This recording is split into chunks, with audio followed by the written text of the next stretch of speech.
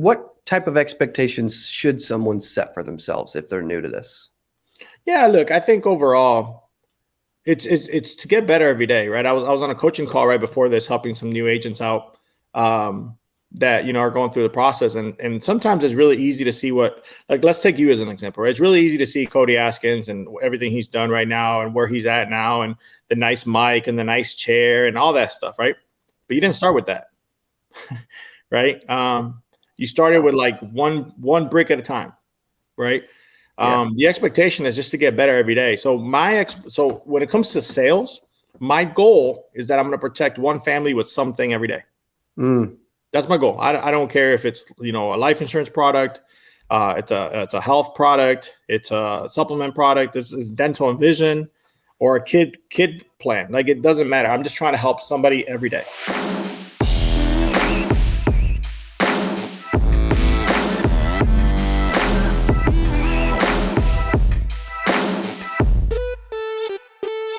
Hey, welcome back to the CA Power Player Podcast. I'm your host, Cody Askins. Today we got a special guest that is way smarter than he's going to let on. He's going to act like he's not a beast, and he's not freaking brilliant, and he's not selling a ton of insurance. It's all lies because he's freaking awesome. Please welcome to the podcast, Gerry Ruffino. How are we doing, brother? I am great, man. I'm excited to hang out with you. I've loved getting to know you these last, I don't know, probably year or so through Arturo, really? Mm-hmm. Yeah, it's cool. Awesome. Yeah, I went to my first 8% last year, and I was like, "Who is this CA guy?" So, what'd you think? What would you think? First 8% conference experience. You've been to a ton of conferences. Yeah, I've been to a lot.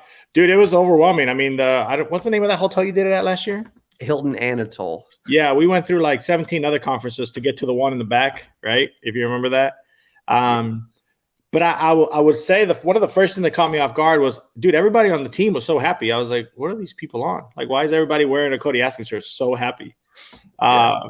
And then the very first day we went out there, you were literally in the middle of the place with like a megaphone or like screaming or something, like just trying to get people's attention. I was like, dude, normally like the host doesn't just pop up here like right away and do that. I'm like, pretty interesting. So, but the speakers were great, man. I think I've shared with you, like, some of those speakers were top notch, really left a lasting impression on me. I still talk about them today. Dude, that's awesome, man. I appreciate that. Well, I appreciate the support. I've always loved what you're doing. For those that don't know you and your story, man, like who is Gerry? Where are you from? What's going on? Where'd you start? How'd you end up here today? Yeah. So I'm a mutt, man. So I was born in Mexico, raised in South Florida, lived in Michigan for a long time. My sports teams are all in South Florida, except for now living in Austin, Texas. I got the Longhorns in my brand. So, long story short, have a master's in education. Got my undergraduate degree from Hope College, up at small school in Michigan. Got my master's at Grand Valley State. Opened up a national search of where I wanted to go. I was a first generation college student. Actually, I think the first one in my family to go. My sister followed, obviously, because she's just a beast. Yeah. Got better grades and everything too, obviously. But just wanted to try something different, right? Came down, opened up a national search, came down to the University of Texas, worked there for a while, had aspirations to be a dean of students. That didn't really work. The politics and education were too interesting to me, and I wasn't built to be a politician. Yeah, I don't blame you there. Goodness gracious. So I remember I did it I was at UT for a little while, 5-6 years, and then I got into the supplemental insurance business, going door to door with no leads, brother. Boom. Do you miss that? No, not at all. But I will tell you, man, that year of my life taught me so much. It was honestly probably like the best boot camp you can go to. Yeah. But I met a lot of little restaurants, a lot of gas stations, a lot of people did not want to talk to me. And probably made the least amount of money in my life as an adult, but it was interesting. And then I literally shortly after that, Cody, it's funny. I'm like, dude, insurance isn't for me. I'm out. Went to go work for Enterprise Rent-A-Car. And I tell you what, man, they taught me a lot. Kind of working my way up, did that, let my insurance license lapse altogether.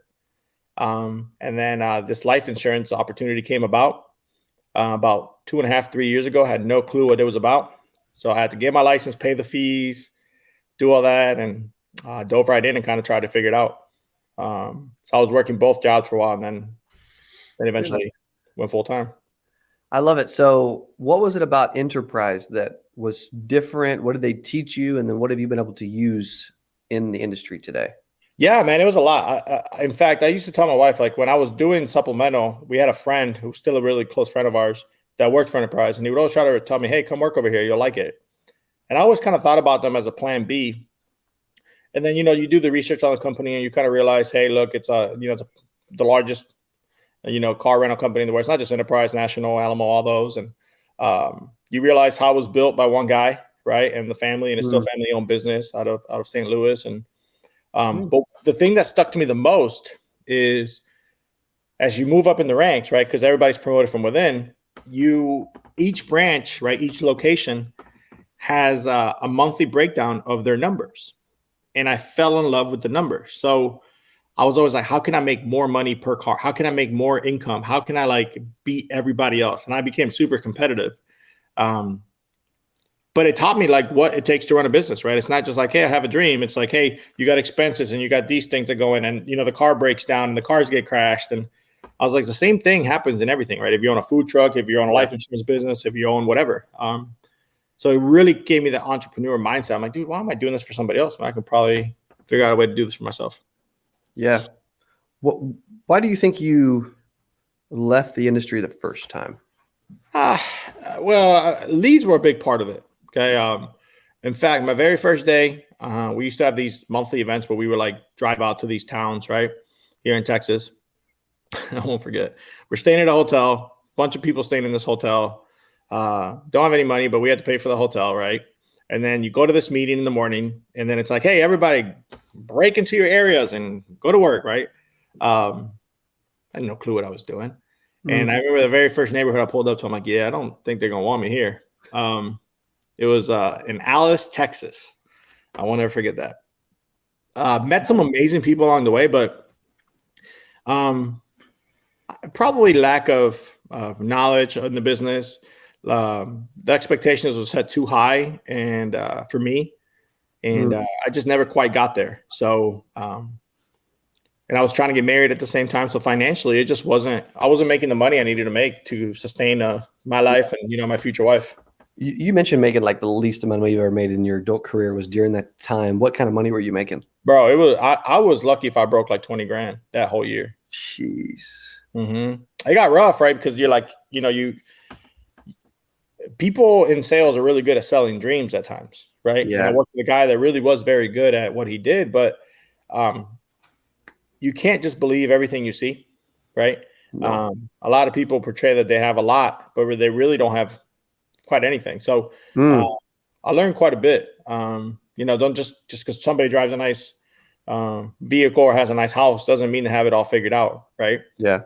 You have no clue what's really going on in the back end, so you just got to believe in yourself and those abilities. So yeah, true. It was a rough time, but my wife pulled me through. We got married, and she's always been a believer somehow. Yeah. What I've done. So she's been my biggest cheerleader along the way. That's awesome that that's the case. You mentioned you think your expectations were the expectations that were set for you too high, or your expectations were too high? I thought I was going to get rich overnight, bro. Got it. Right. It's almost like $20,000 later. Yeah, for a whole year, you're like, "Ooh, this isn't so good." I also lacked. Look, there's a lot of people that are successful, right? So I lacked work ethic at the time. I lacked self-confidence. I lacked the things that it's easy to blame other people, but at the end of the day, it was my responsibility, right? Yeah. If you're an entrepreneur and you're you're in sales and you're selling in your own business, quote unquote. If you don't do the work, you don't get the distributions. So you got to put it in. You got to put in the work to get it back out. So I definitely was not doing that. Should what type of expectations should someone set for themselves if they're new to this? Yeah, look, I think overall, it's to get better every day, right? I was on a coaching call right before this, helping some new agents out that are going through the process, and sometimes it's really easy to see let's take you as an example, right? It's really easy to see Cody Askins and everything he's done right now and where he's at now and the nice mic and the nice chair and all that stuff, right? But you didn't start with that, right? You started with one brick at a time, right? The expectation is just to get better every day. So so when it comes to sales, my goal is that I'm going to protect one family with something every day. That's my goal. I don't care if it's, a life insurance product, it's a health product, it's a supplement product, this is dental and vision, or a kid plan. Like, it doesn't matter. I'm just trying to help somebody every day. Yeah. That's literally my goal, my expectation. But for me is there's no such thing as get rich quick or fast or easy. You got to put in the work. And a lot of people, Cody, mistake I see a lot of people say is, hey, you got to work smart, not hard, or vice versa. I'm like, no, you got to work smart and hard. You're forgetting a very important word. You can't just work really hard and really dumb. No. Or vice versa, right? You could do both and still be super successful. Yeah, a lot of people say they have the phrase, this isn't get rich quick, this is get rich for sure. Mm-hmm. Do you agree with that, or do you think I don't know that it's for sure? I don't agree necessarily forever. I mean, you have to understand the business, okay? So you have to understand overrides. You have to understand the responsibility that comes with building a team. You have to understand the responsibility that comes with like putting these people in the right situation and the best plans. It's not about what's going to pay you the most, but what's going to be the right situation for that family. It's good too. I see that a lot, dude. I see so many people so worried about, hey, if I hit this goal with this company, I'm going to get this bonus. And yeah, that's all great. But if it's not what's going to be best for the family, I don't even mess with it. Right. So no, there's people in this business. You and I both know this, right? That portray that they're doing extremely well. And realistically, they're not.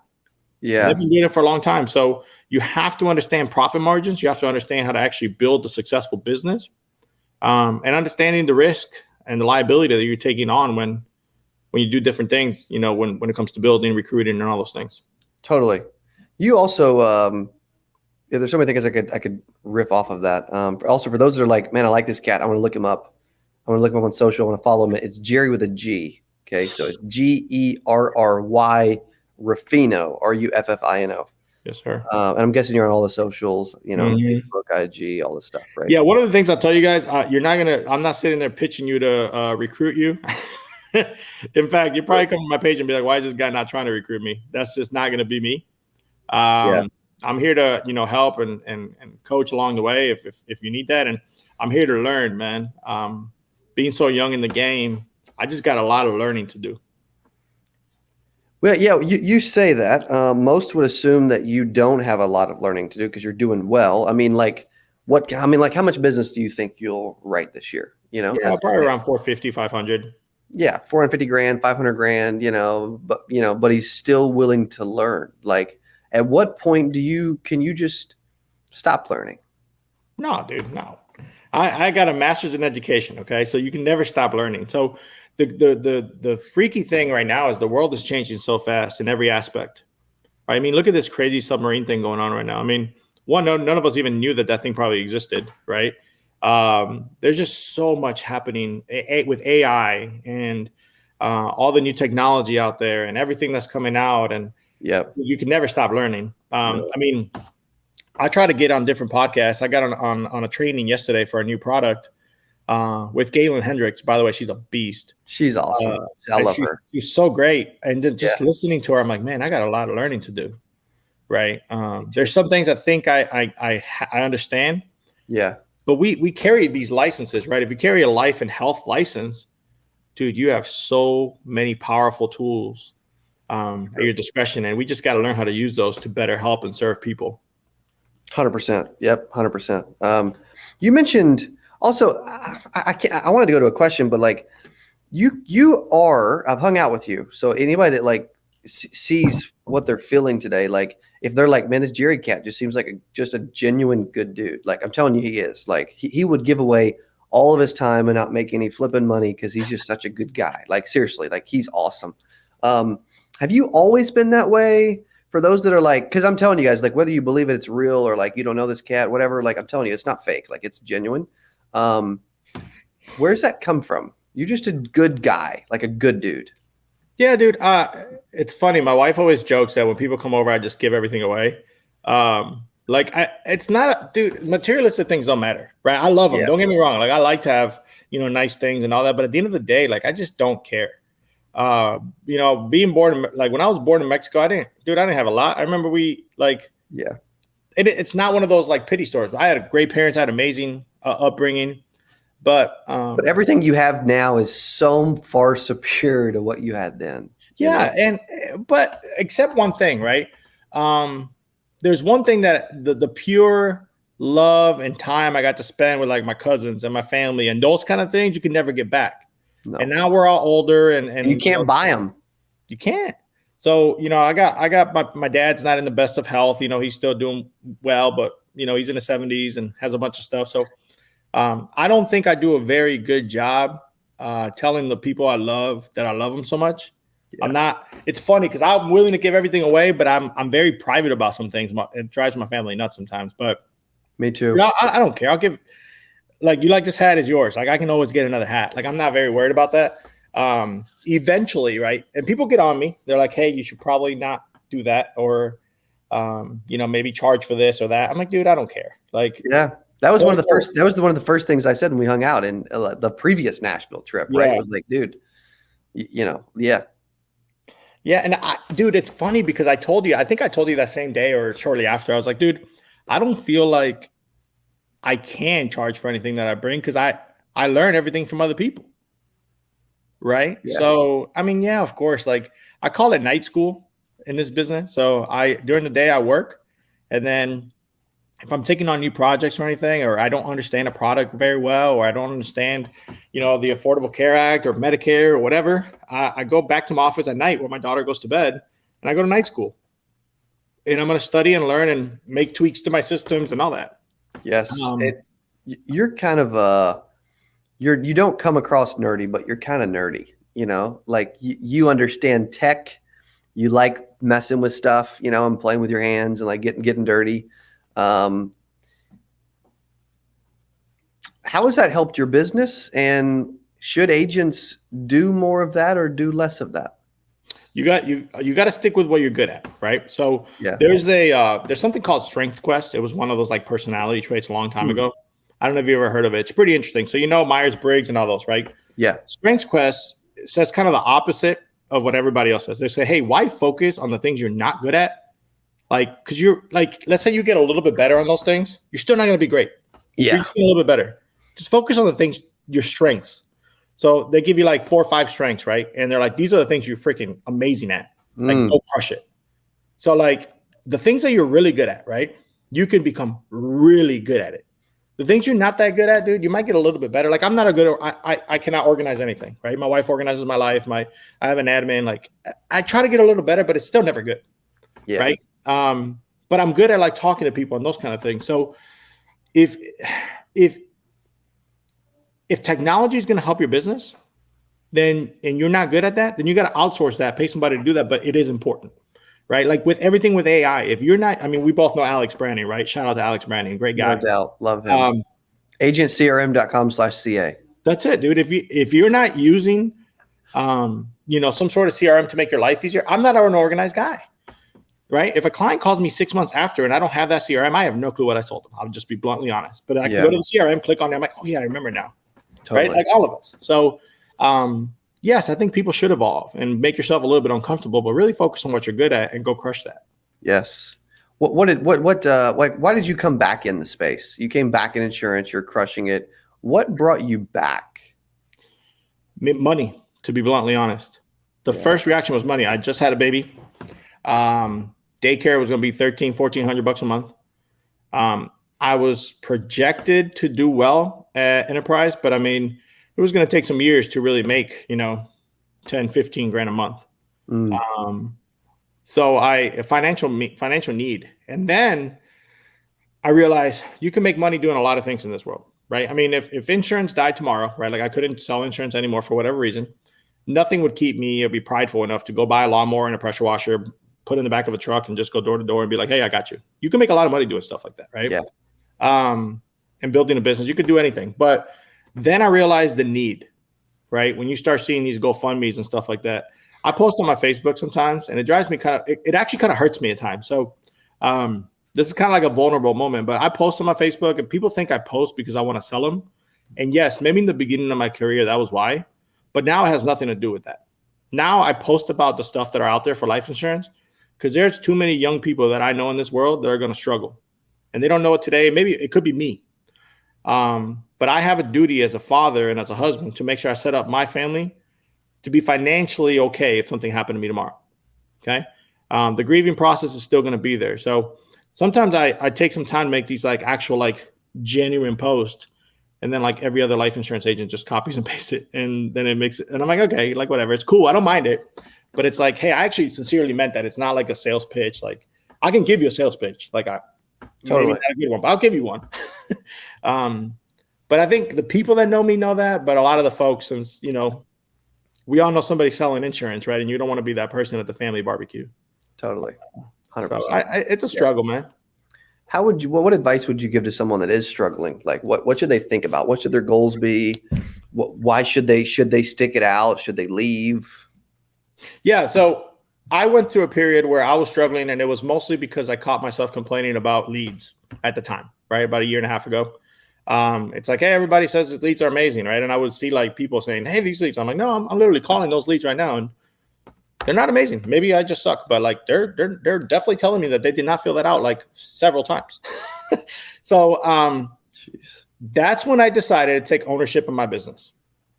Right. I seek some guidance, and that's where you know, everything happens for a reason, right? Mm-hmm. I reached out to a lot of people that, you know, were vendors and all these things. And that's where I met Arturo. And Arturo Johnson Consulting personally has helped me. If it wasn't for him, I've told him this before, if it wasn't for him, I'd probably be out of the business by now. Because I lost so much faith in it, man. I was driving all over town, missing time with my kid. I wasn't putting her to bed. Like, I'm like, dude, I'm such a hypocrite. Like, you know, I told my wife, I'm like, give me 2-3 years. Like, we're going to be financially amazing. But I'm like, dude, the man above didn't call me today and tell me I have 2-3 more years to give like that. I have to live each life like it's my last, right? So why am I driving all over town doing all these things, but I don't even spend time with my family? Nah, dude. So I had to change my business model. So if you don't like where you're at today, right, people are going to tell you it's because you don't work hard or you don't like it or whatever. Dude, don't listen to them, right? Find somebody that you can connect with and say, hey, how did you do it? Like, how did you get out of this hole? Like, oh, chargebacks are killing me, or I can't find clients, or I can't find the right lead vendor, or whatever, right? And go find that and do what you need to do to like find fulfillment. It doesn't have to be in the insurance business. Yeah. It can be doing a lot of other things in life, but dude, life is short, man. We got to enjoy what we do. Maybe not every day, because I have a lot of bad days, right? Where I catch myself complaining, but I'm like, dude, I'm alive. I'm good. I can do whatever I need to do. Totally. Dude, I love hanging out with you. I appreciate you being on. If they want to reach out and learn more from you specifically, where should we send them, or what should they do? Yeah, dude, literally, you can text my cell phone. It's that simple. 512-992-4584. Literally the same number my wife calls. Okay. So I mostly have it on unless my wife has taken it away for a while because I'm on it too much. So obviously on social media, Facebook, Instagram, all those things, man, anything that we can do to help. I'm on a quest to like just try to help more people, man. Like that's what brings me joy. We were talking a little bit off camera about what's bringing me joy. Empty promises are not bringing me joy. Like the promise of financial freedom and wealth to people that, you know, recruiting them every day, that's not joyful to me. It is for a lot of other people. I'd rather have those people that are already in there that maybe need some coaching and some guidance. I'll gladly do that. And just find ways to continue to make this business and this profession better. Get away from those rogue agents and maybe give us a bad name and, you know, just do a little bit better each day. Yeah. It's cool, man. You're awesome. You're a good dude. And I appreciate you being on the Power Player podcast. Thanks for being here. Thanks, brother. Boom. Thank you guys for listening. Thanks for hanging out. Again, Gerry with a G, look him up. Check out what he's doing. Love the fact that he's just humble. He's good. And he really cares. Thanks for listening to Power Player podcast. And we will see you on the next episode. Adios. Hey, if you enjoyed this, I got another one you're going to love. It's right there. Click on it. See you in there. If you've been grinding and hustling out there in the street, writing all these policies, and you're trying to build residual income, and you built your income up to be $3,000 a month coming in, residual, before you get up out of bed,